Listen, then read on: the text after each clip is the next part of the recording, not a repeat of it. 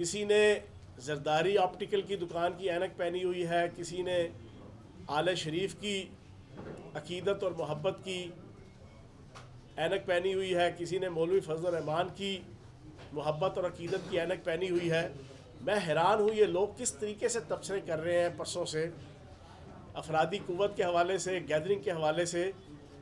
पूरा national international media Shahid है, और आप जितने दोस्त यहाँ पर बैठे हैं, रावलपिंडी की तारीख में इतना बड़ा इज्तिमा आज तक नहीं हुआ।